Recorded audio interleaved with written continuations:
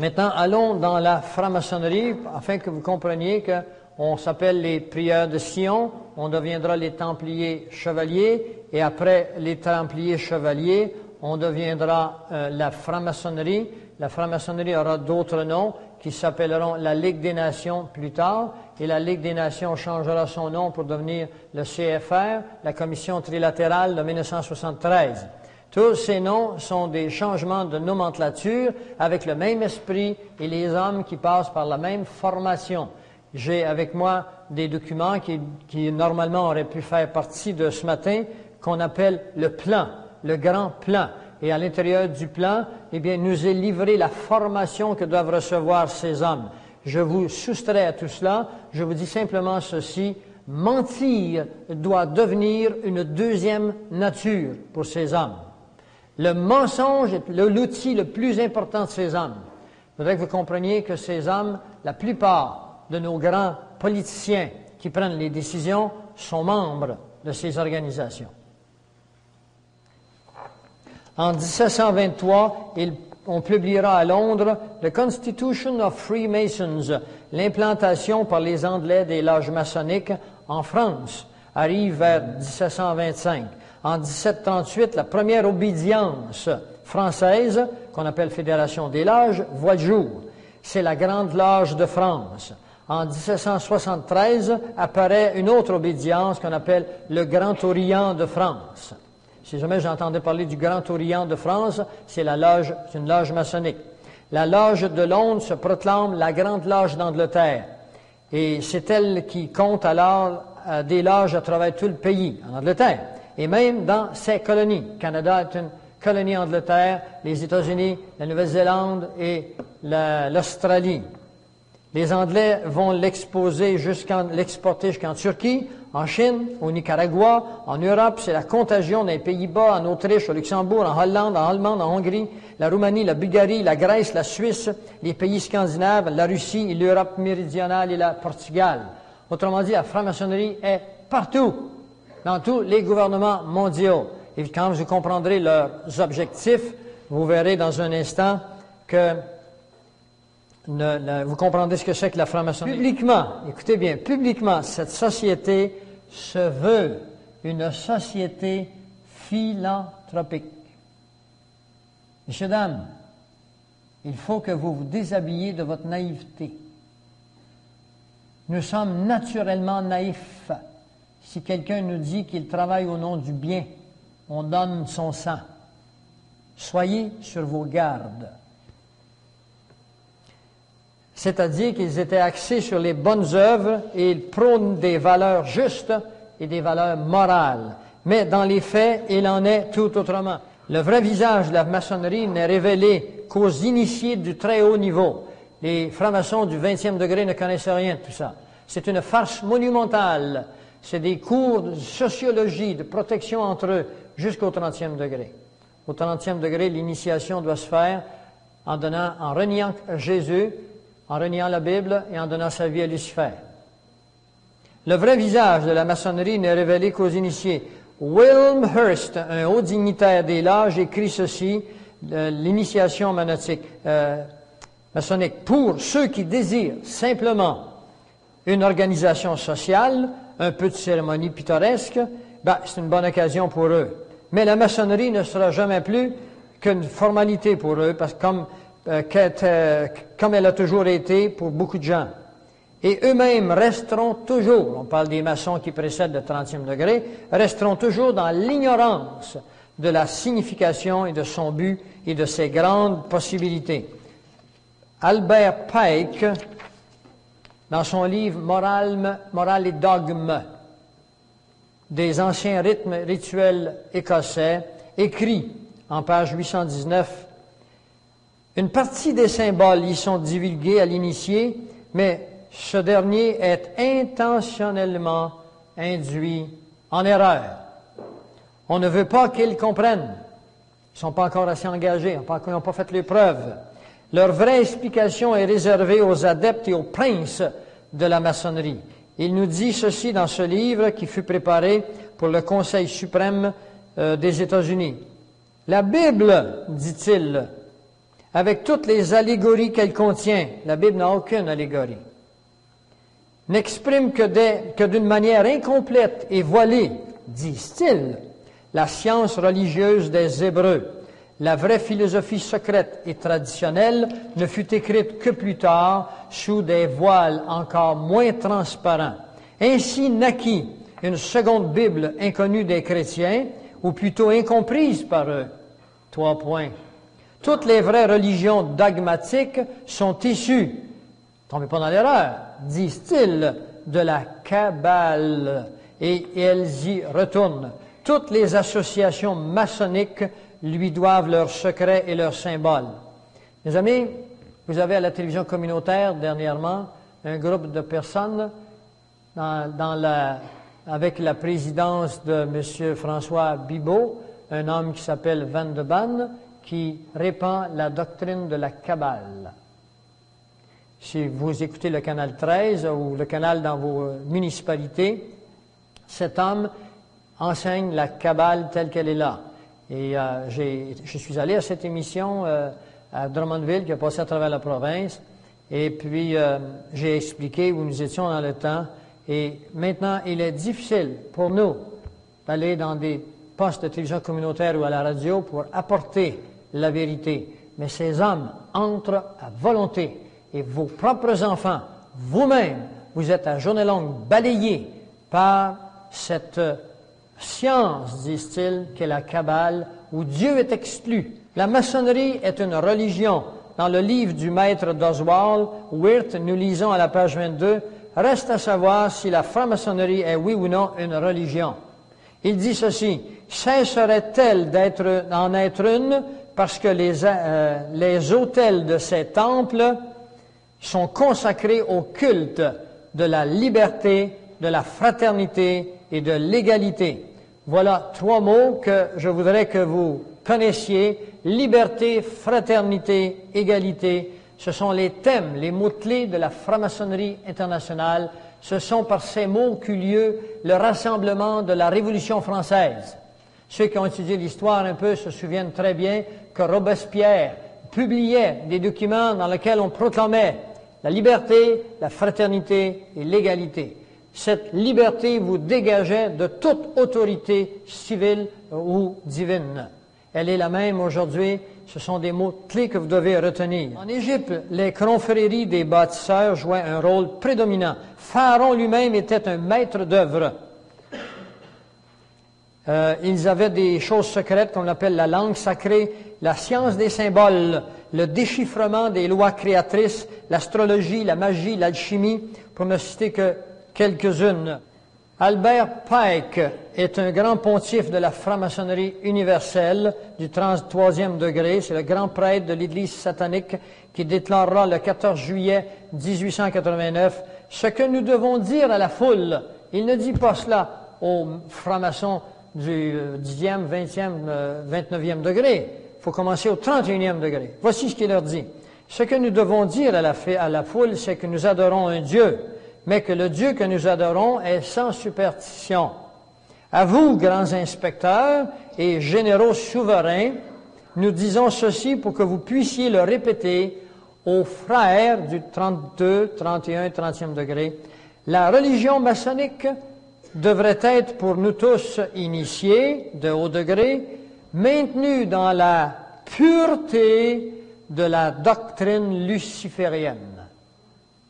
Si Lucifer n'était pas Dieu, disent-ils, qu'est-ce que Adonai, c'est-à-dire Jésus, le Dieu des chrétiens, pourquoi le Dieu des chrétiens, dit-il, le calomnierait, c'est-à-dire prendrait la peine de répandre des fausses choses dangereuses sur son compte, parce que Jésus nous dénonce Lucifer et ses œuvres.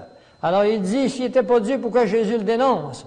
Et c'est là que naîtra Ardo Ab Kao, que vous retrouvez toutes sortes de formes, entre autres le sigle de l'acupuncture, par exemple, qui est comme un S avec un noir avec un blanc à l'intérieur et un S blanc avec un noir à l'intérieur, qui veut dire que le bien et le mal sont intrinsèquement liés, le positif et le négatif, le yin et le yang. Ce sont des signes de Ardo Ab Kao luciférien, Il y en a beaucoup d'autres, on va vous en montrer tantôt. Dans un circulaire franc-maçon, il est écrit à propos de Pike, « Il n'y a pas d'homme plus pur et plus noble qui s'est tenu à l'autel de la franc-maçonnerie. Il fut le plus éminent maçon du monde. » Dans Romains 3, 23, il est marqué « Tous sont péchés, sont pécheurs, tous sont pécheurs, et tous sont privés de la gloire de Dieu. » Alors cet homme se déclare pur, c'est exactement ce que Lucifer fit devant Dieu, et il se déclara pur. Et sa doctrine répandue maintenant chez les hommes qui mènent notre monde, et les a emmenés dans des initiations qui se croient pures. Et eux ne vous croient pas, vous, purs. Vous allez voir dans un instant, ils vont vous offrir comme sacrifice humain sur l'autel de leur doctrine à leur Dieu. Et ceci est préparé. C'est pas pour rien que je le mets sur la place publique, que je risque ma vie pour le faire. Vous devez le savoir. Pike a écrit quelques-uns des rituels et les a réécrits pour les degrés du 4e au 33e degré. Pike a occupé la position de pontife de la franc-maçonnerie universelle, tête de la maçonnerie mondiale. Il a été à la tête des Illuminati jusqu'en les années 1870. Il fut le grand prêtre de l'Église satanique et le fondateur du Ku Klux Klan. Ça vous dit quelque chose, le Ku Klux Klan? C'est une organisation qu'on trouve aux États-Unis dans le but de se débarrasser des Noirs. Vous devez comprendre que Satan a un but, c'est d'élever l'homme contre l'homme, nation contre nation, race contre race. Entre 1859 et 1871, il mit sur papier les détails d'un plan militaire. Alors là, vous voyez que la conférence gradue vers des réalités, un plan militaire. Ce plan devait servir de base pour l'organisation de 3 guerres mondiales et de 3 révolutions majeures, qu'il considérait comme étant nécessaires pour faire aboutir, écoutez bien là, la conspiration à son stade final dans le cours du 20e siècle. Où sommes-nous?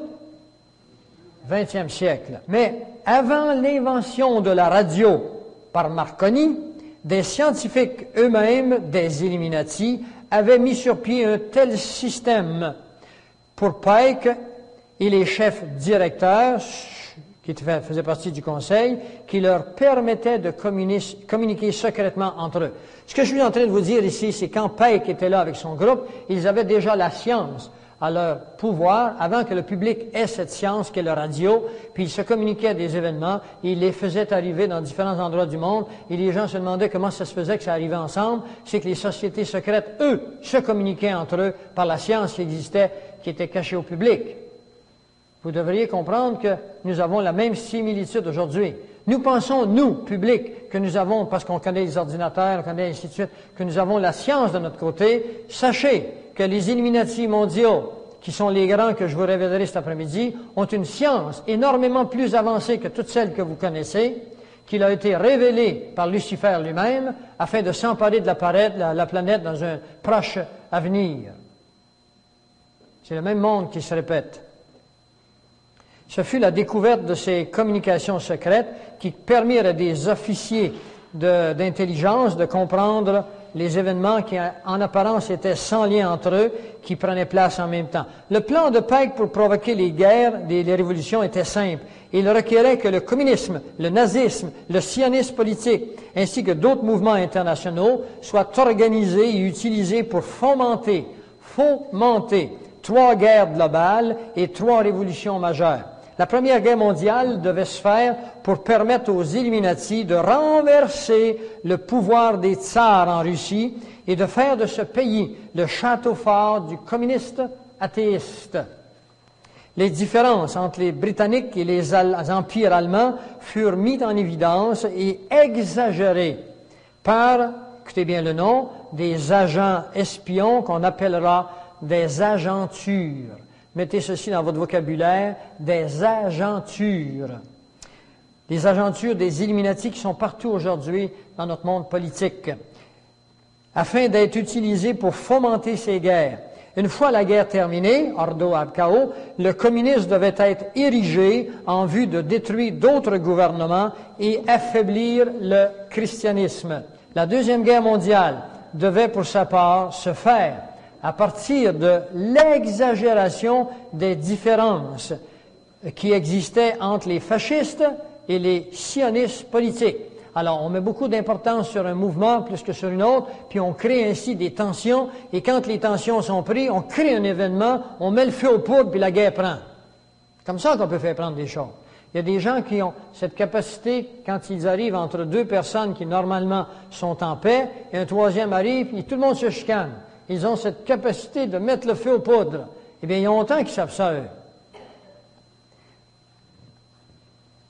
Cette guerre devait se faire de telle sorte que le nazisme y serait détruit au profit de l'accroissement de la force politique sioniste. Ce qui, par conséquent, devait permettre à Pike, selon le plan de Pike, écrit dans la moitié du 19e siècle, l'établissement de l'État d'Israël en Palestine. Durant cette même guerre, le communisme international devait, de son côté, s'accroître de manière à devenir aussi fort que les nations chrétiennes réunies. Alors, ils l'ont essayé, ils l'ont fait pendant 70 ans avec Staline. Et cet après-midi, nous verrons avec un diagramme au tableau, nous verrons comment Staline était payé par les banquiers internationaux. Comment Adolf Hitler a reçu 5 ou 7 millions de dollars pour fomenter la Deuxième Guerre mondiale. Comment Mein Kampf, le livre qui a été écrit en soi-disant en prison par Adolf Hitler, fut écrit par les Illuminati et un jésuite dans le but d'arriver à faire la Deuxième Guerre mondiale. It's really always the same. You go back throughout all of history, the Roman Empire, the Soviet Union, Hitler during the Nazism was always saying that it's going to create the utopia for the average person, when in fact, history always shows that it does exactly the opposite. Conquest and empire is as old as civilization. Babylon, Egypt and Greece. They all built empires in an attempt to rule the world. The Roman system at its peak dominated the known world. Complex governmental systems were developed to control diverse populations. During the period between the 15th and 19th century, new empires emerged and again waged war for supremacy. The nobility, as well as the thriving merchant class, were financed by a handful of private banks. Many of the great money houses would hedge their bets and finance both sides of a war. Sophisticated intelligence-gathering networks gave the financiers a clear edge over the governments they were slowly gaining control of. On the 18th of June, 1815, agents of the British arm of the Rothschild family looked on as Emperor Napoleon Bonaparte fought desperately to save his army from the jaws of a British-Prussian pincer attack. A Rothschild agent was able to get the news of Napoleon's defeat at the hands of Lord Wellington to Nathan Rothschild, a full 20 hours before the news reached London. Nathan, the head of the British arm of the Rothschild family, put out the rumor to the London Stock Exchange that Napoleon had won the war. Stocks plunged by 98%, and Rothschild was then able to buy up the entire British economy for pennies on the pound. When the news of Napoleon's defeat finally arrived, stocks soared. Britain was now the undisputed ruler of Europe, and Rothschild ruled England. The already dominant British Empire grew even more aggressive. Her troops and bureaucracy spread across the globe. The sun never set on Britannia's holdings. The banking cartel funded, in fact, since about 1800, they have funded both sides of almost every war. And of course, they're getting the interest off of the loans that they've given the various governments and the wars that they have actually helped stimulate and create. By 1900, Germany was a rising force and a leader of the Industrial Revolution. World War I, for instance, there was absolutely no reason to have World War I, except that it was an ideal opportunity for the banking cartel to make a pile of money by funding both sides of that particular war.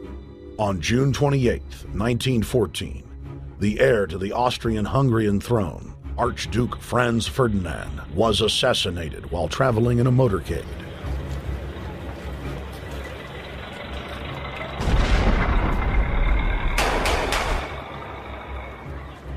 The Black Hand, a Serbian secret society with connections to French and British intelligence, took credit. World War I had begun.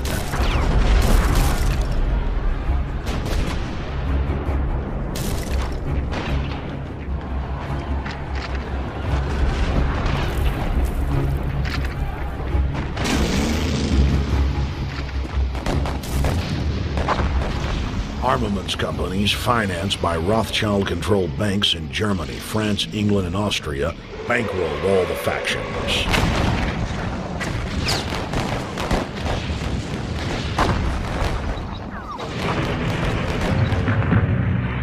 At least 20 million were killed in the war. It was a conflict so terrible the people vowed to never fight again. They dubbed it the war to end all wars.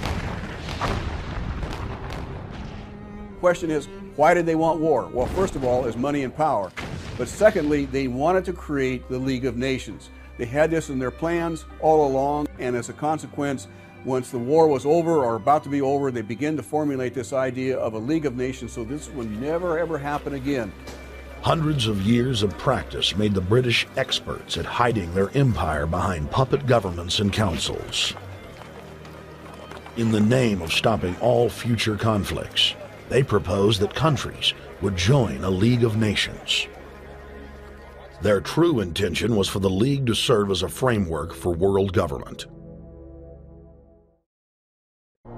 On ira ensemble vers ce nouvel ordre mondial. Et personne, je dis bien personne, ne pourra s'y opposer.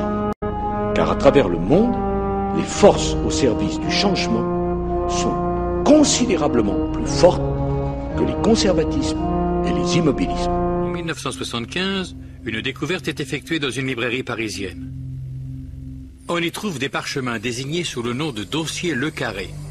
Ces documents révèlent entre autres que Léonard de Vinci, Victor Hugo et Isaac Newton ont été des membres secrets du prieuré. Certains attribuent la création de l'Union européenne au prieuré de Sion. François Mitterrand aurait été un de ses membres, tout comme beaucoup d'autres puissants de ce monde. À travers les mariages incestueux au cours des siècles, la plupart des familles royales d'Europe peuvent faire valoir leur descendance mérovingienne.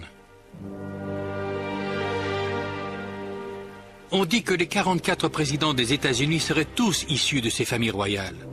Le vaste réseau relationnel du prieuré de Sion a fourni aux Illuminati les moyens d'influencer la politique et le pouvoir aux quatre coins du monde. Nous avons découvert de nouveaux faits troublants qui révèlent que cette organisation est encore plus puissante de nos jours. L'étude d'une société top secrète se rapproche de celle des courants d'un lac. Les rides de la surface fournissent des indices sur ce qui se passe dans l'obscurité des profondeurs. Les récentes révélations émanant des dossiers du KGB donnent un aperçu sans précédent de la situation. La lecture des documents confirme l'une des informations les plus précieuses que nous ont fournies les ex-agents du KGB. Notre mission, qui consiste à placer des agents au sein du Vatican, est un objectif que Weishaupt, notre fondateur, a évoqué il y a 200 ans. Staline et Khrouchtchev ont tous deux essayé sans succès, mais cette fois je suis certain que nous pouvons y parvenir. Dans le laboratoire, nos enquêteurs font une découverte alarmante. Un agrandissement du document révèle qu'un point quasiment imperceptible à la fin de la dernière phrase de la page est en réalité un sceau. Il représente un œil au-dessus d'une pyramide tronquée, l'insigne officiel des Illuminati, une marque utilisée par la communauté secrète depuis sa création en 1776.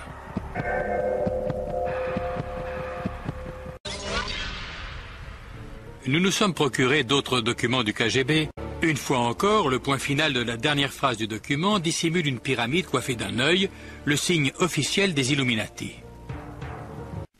Si l'affaire AXA a illustré que la communauté secrète avait bien compromis le système judiciaire italien, elle a également démontré que les Illuminati avaient atteint le sommet de la hiérarchie du KGB. Afin de parachever l'ultime phase de leur plan de domination du monde, les Illuminati doivent fomenter des coups d'État pour s'emparer du pouvoir et créer un gouvernement planétaire sous leur contrôle. Pour y parvenir, ils comptent sur l'énorme surplus d'armes de destruction massive entassées par l'URSS afin de menacer le monde. Pour exécuter son plan de chaos planétaire et de coup d'État militaire, la confrérie secrète utilise le GRU pour positionner des espions en sommeil et des armes dévastatrices à travers le monde. Ces armes resteront cachées dans des lieux stratégiques jusqu'au jour de leur utilisation. Au moment choisi par les Illuminati, les espions en sommeil seront réactivés et les armes seront utilisées. Les armes les plus effrayantes qui ont été introduites sont les petits engins nucléaires que l'on connaît sous le nom de valises nucléaires. Des armes qu'une simple personne suffit à déplacer, mais dont la capacité de destruction est effrayante. On estime qu'un nombre impressionnant de ces valises nucléaires a été implanté aux États-Unis et dans d'autres pays. Grâce au dossier récemment ouvert par le KGB, nous avons un aperçu de la manière dont les Illuminati ont manipulé à travers le temps les institutions de notre monde, comme le Vatican. Nous savons également que des armes dévastatrices sont positionnées à travers le globe.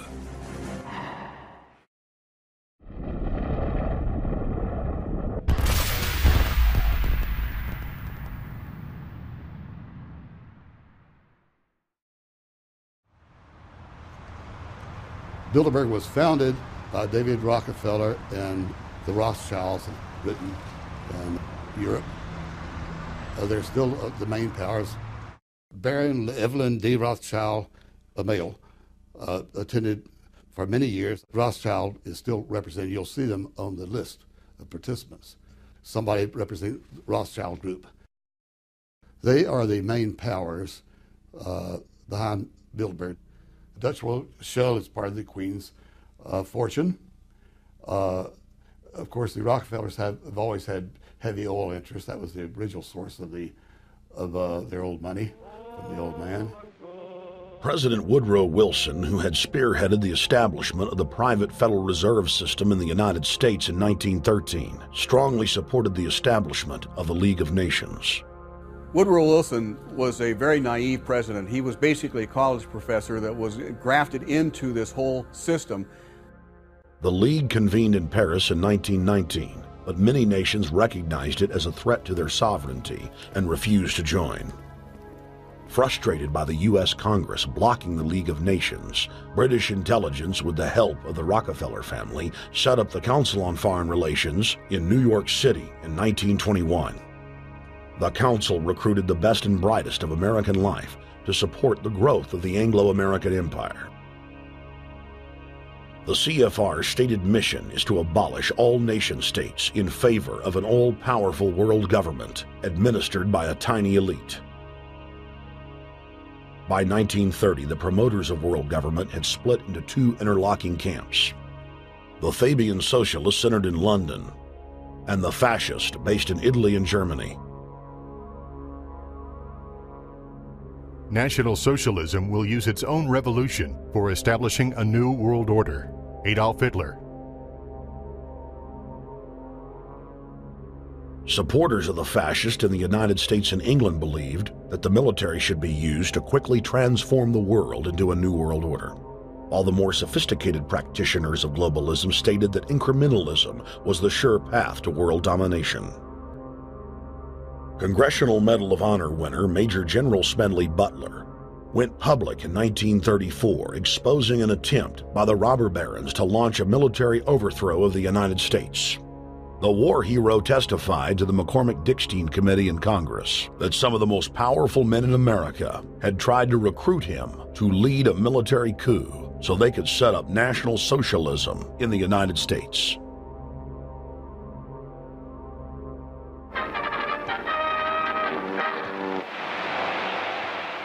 I appeared before the Congressional Committee, the highest representation of the American people, under subpoena to tell what I knew of activities which I believe might lead to an attempt to set up a fascist dictatorship.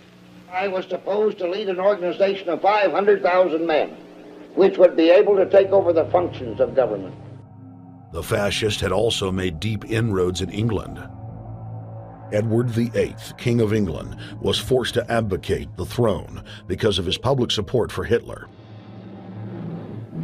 Was es sich dabei nicht nur das negative Problem der Bekämpfung dieser Lehre und ihrer Organisation handelt, sondern die Durchführung der positiven Aufgabe der Gewinnung des deutschen Arbeiters für den nationalen Staat.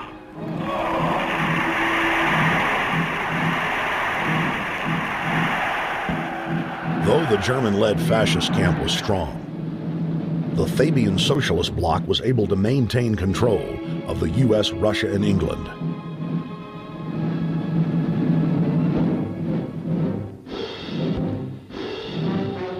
In the build-up to World War II, and during the conflict, the bankers again financed both sides, just as they had done with Napoleon.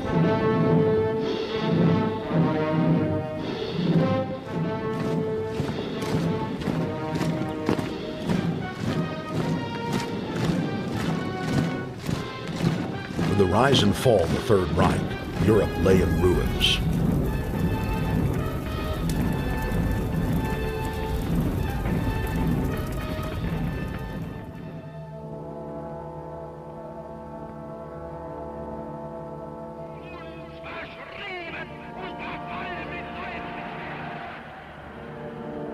Once again, the elite claimed that only global governance could save humanity from certain destruction. And this time, the elite would succeed in setting up their world body.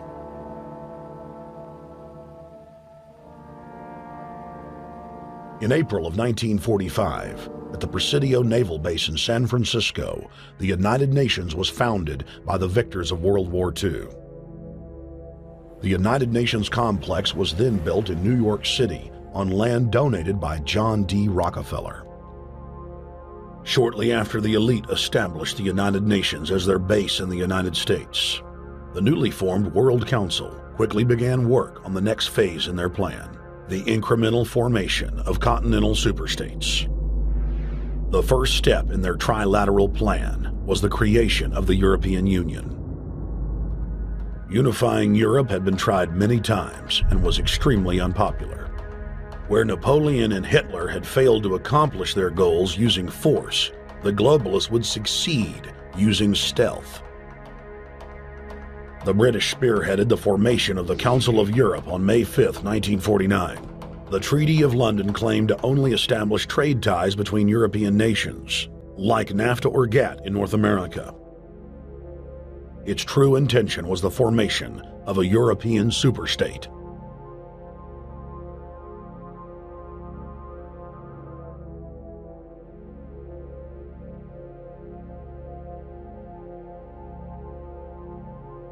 In 1954, the elite of the planet met in secret at the Bilderberg Hotel in Oosterbeek, Holland. The Bilderberg Group would later admit that their mission was the formation of the EU.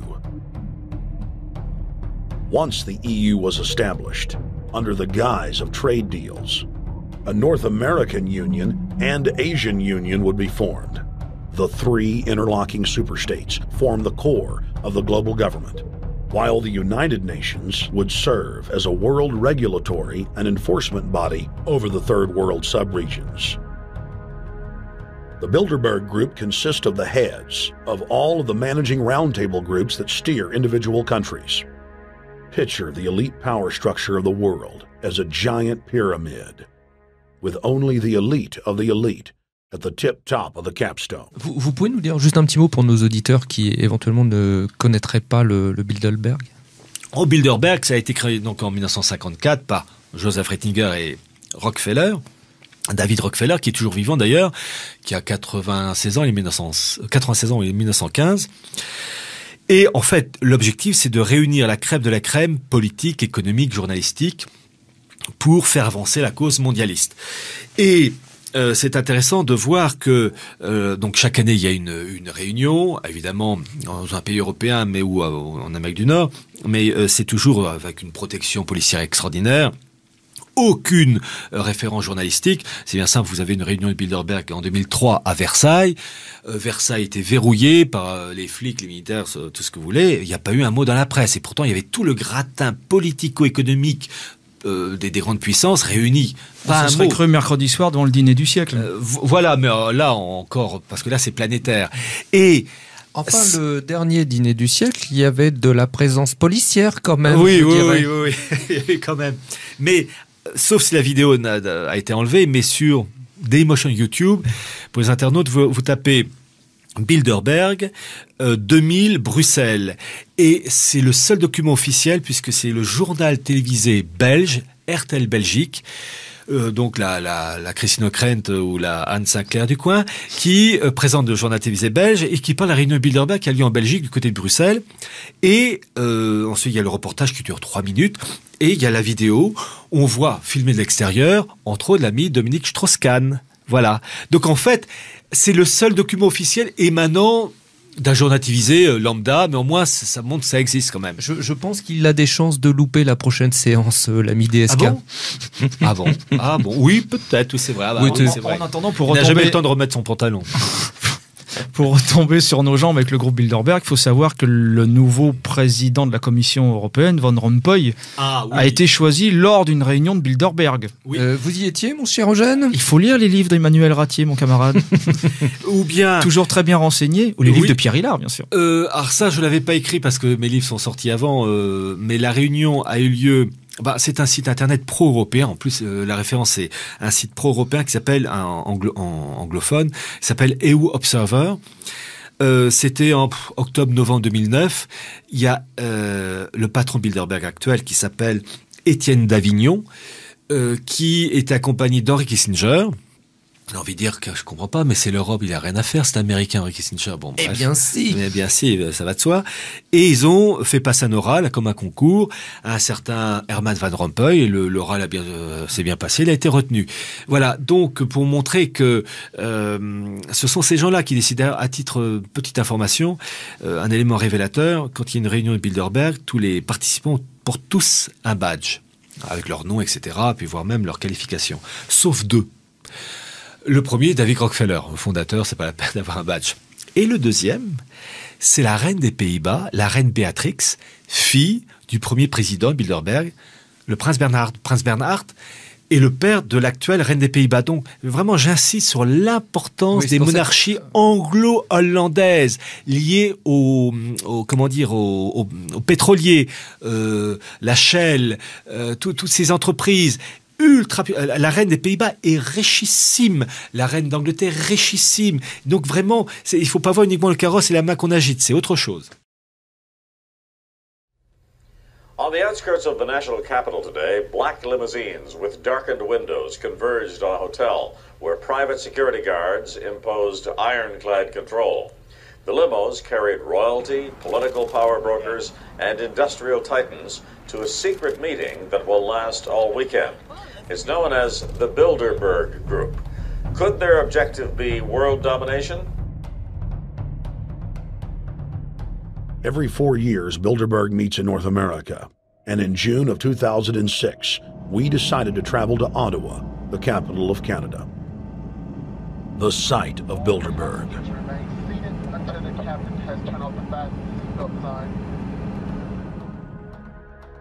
In Bilderberg's long history, many reporters attempting to cover the group have been harassed, detained, and even jailed. Bilderberg Group attendees, the 100 elite of the planet, start showing up.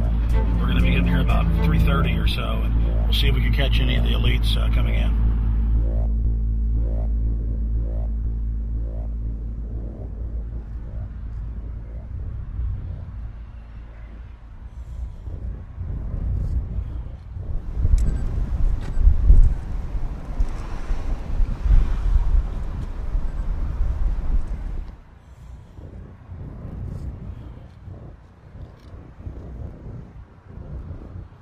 What do you think's on the agenda for this edition of the Bilderberg Society's annual meeting? They're debating the attack on Iran. They're talking about how to take out Hugo Chavez. They're talking about how to get their American Union in that destroys Canadian, U.S., and Mexican sovereignty. So we're talking about the death of Canada is what's happening in there right now. The death of your sovereignty is happening in there right now. CNN has even reported that these individuals have put out the policy reports through the Council on Foreign Relations that writes their scholarly white papers to end the United States, to end Canada, and to end Mexico. About 10 have come in. They've been coming in slowly in typically big black cars with what appears to be bulletproof glass, and we've got a few pictures of some of the people. We're being kept well back from the building by an awful lot of security people, but you know there'll be more security as this thing develops. Again, just a reminder to stay off the property, okay? I am. This is the line. We checked with the city. Thank you. Yeah. Okay. First Boston. That's the ex-president of Ireland.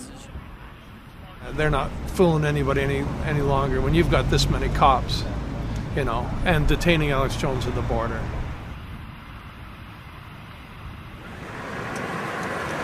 Get him on both sides. Yeah, you crook. Yeah, you're gonna go to jail like Ken Lay.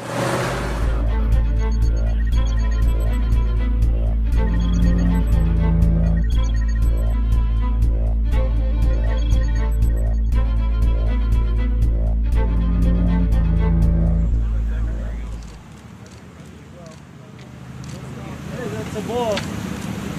Boss is leaving. Etienne Davignon is the honorary chairman of the Bilderberg Group, as well as the head of its steering committee. The committee he heads selects and invites each year's attendees. In the last decade, the list of attendees has been leaked to reporters by moles on the inside. Veteran newspaper reporter Jim Tucker has been covering the Bilderberg meetings for over 30 years and has physically attended more than 20. We traveled back to our hotel to see if Jim Tucker received the 2006 list. First heard about Bilderberg in 1975, and I said, I don't believe it. That's not possible. Who in hell's Bilderberg? I spent 20 happy years with metropolitan newspapers. All the wires are clicking at my ear. That could not happen without me knowing about it. And the thing that first impressed me most was columns in 1957 by the late, great Westbrook Pegler, widely syndicated columnist.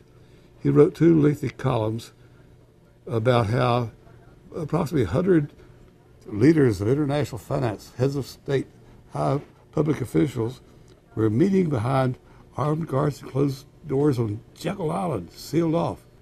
What are these powerful internationalists doing? And why is it so secret? Why do they have armed guards outside? Why is it sealed off? The newspapers totally ignore it. Not a word.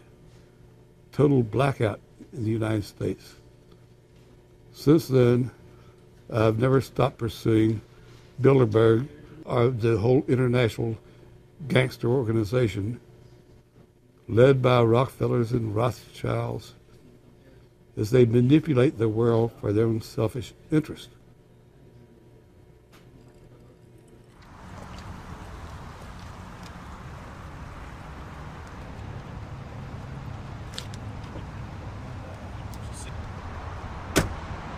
Well, Bilderberg assumed that name in 1954 at their first meeting as Bilderberg at the Bilderberg Hotel. It's a little bit like Shakespeare's As You Like It. They say to Shakespeare, what do you want to call this book? And he says, As You Like It, meaning whatever you want to call it. And they thought it was dictation, so one of his plays is called As You Like It, and the title has nothing to do with the play. So that's how the Bilderberg came by their name. 120 of the world's most powerful men, heads of state from Europe, high officials, United States government, Treasury, White House, state, defense. They're setting the world agenda now. The reason they want secrecy is because they're doing evil. Evil is done under the cover of darkness. Good works are done in the sunshine.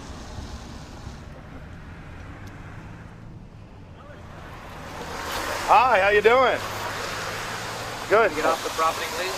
Well, Jim has some questions for you.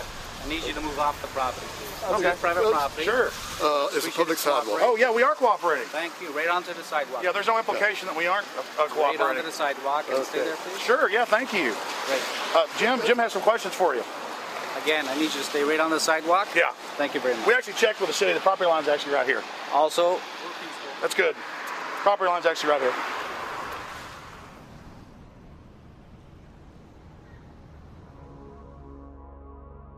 We are on the verge of a global transformation. All we need is the right major crisis, and the nations will accept the New World Order. David Rockefeller. We saw David Rockefeller and the Gordon Black at the beyond the hotel, and they had no bodyguards. One of my friends shouted, "Hey, Rockefeller!" and he turned back and he was. Has covered the Bilderberg meetings in Europe and North America for more than 15 years.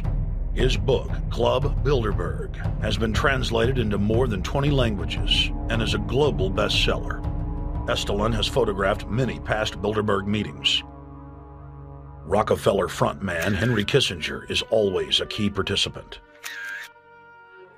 Here you see the president of the CFR, Richard N. Haas, followed by Vice Chairman of Rothschild Europe, Franco Barnaby, who is speaking with Henry Kravitz. And behind them is Richard Holbrooke, former U.S. Ambassador to the United Nations. The head of Daimler Chrysler, Jürgen Erich Schrimp, arrives by helicopter. Here, the owner of the Washington Post, Donald Graham, escorts Indra Nooyi, the head of PepsiCo. Queen Beatrix of the Netherlands, whose father, Prince Bernhard, founded Bilderberg, is a leading figure in the group. Of course, globalist kingpin David Rockefeller, seen here with his bodyguard, James Ford, always attends. The then newly appointed World Bank chief Paul Wolfowitz is photographed at Bilderberg 2005. It has been reported that Wolfowitz had attended previous meetings, while still the Deputy Secretary of Defense, a violation of the Logan Act. Under the Logan Act, it is a felony offense for any member of the federal or state government to meet with members of a foreign government without the express authority and authorization of the President or Congress. Ladies and gentlemen, we're here in Canada today to stand up against the Bilderberg Group that is attempting to get rid of the sovereignty of the United States.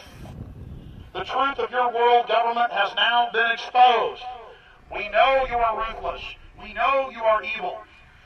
To David Rockefeller, to the Rothschild representatives here, to the Queen of the Netherlands, to all of you, we tell you, you are not our queens. You are not our kings. You are not our gods. We do not belong to you. We are not your slaves. We stand as free humans, have stood since the beginning of time against the strong men, against the thugs, against the bullies. We will defeat your world government. We will defeat world taxation. We will defeat your control grid. God is on our side. I stand before the creator of the universe, and I ask the creator of the universe, as our founding fathers did in 1776, to lead, guide, and direct us, and to give us the power and the foresight and the understanding and the will to stand against your entire agenda, including your final plan of world population reduction of 80% that Henry Kissinger penned in 1973. Why do you put mercury in the vaccines, sodium fluoride in the water? Why? Why do you put cancer viruses in the vaccines? Why have you used depleted uranium now in 4 separate nations? You're arrogant. You have the sickness that elites have had throughout history in their literal and, in some cases, figurative ivory towers. You believe that you're invincible. You will and you are failing now. Your New World Order will fall. Humanity will defeat you. The answer to 1984 is 1776.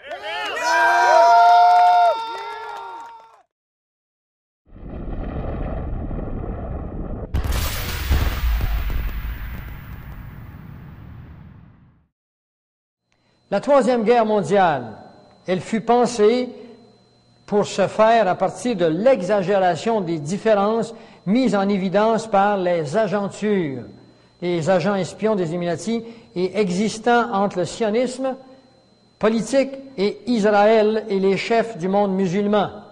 Oh là là! Si vous connaissez un peu les événements, ceci a été préparé par Pike il y a déjà plus d'un siècle. Leur plan suit une coordonnée bien précise. Pourquoi? Parce que leur plan n'est pas un plan d'homme, c'est un plan luciférien. Satan existe, mes amis, puis il est encore présent, même si les hommes meurent. Lui a un plan, puis il le transmet, son plan.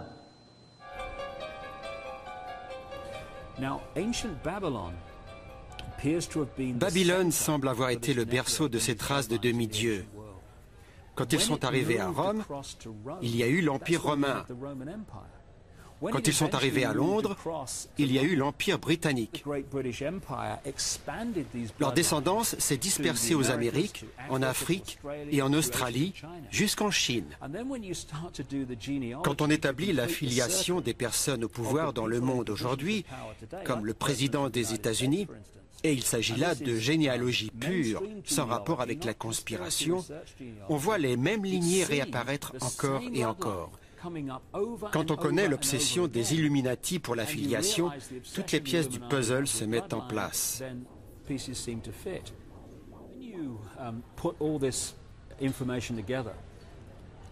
Quand on rassemble toutes ces informations, on voit qu'une seule et même filiation détient le pouvoir depuis l'aube des temps.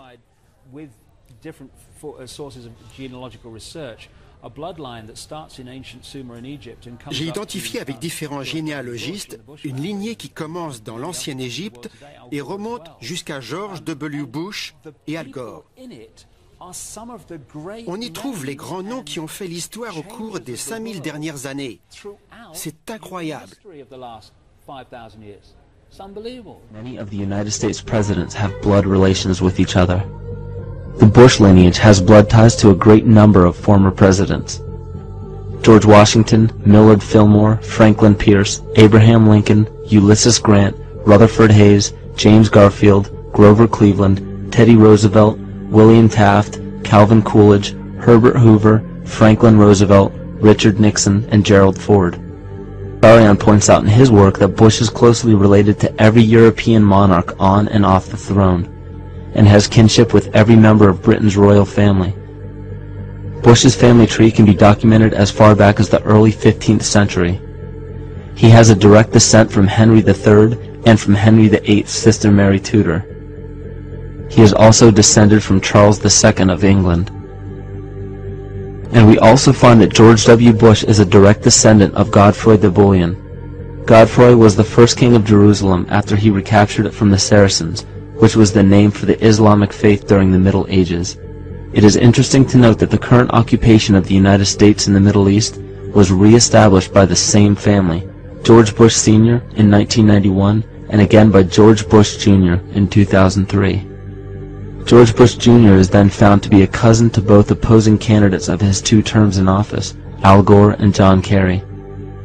Democratic President Barack Obama also has blood ties with George W. Bush, as well as Gerald Ford, Lyndon Johnson, Harry Truman, James Madison, and the British Prime Minister Sir Winston Churchill.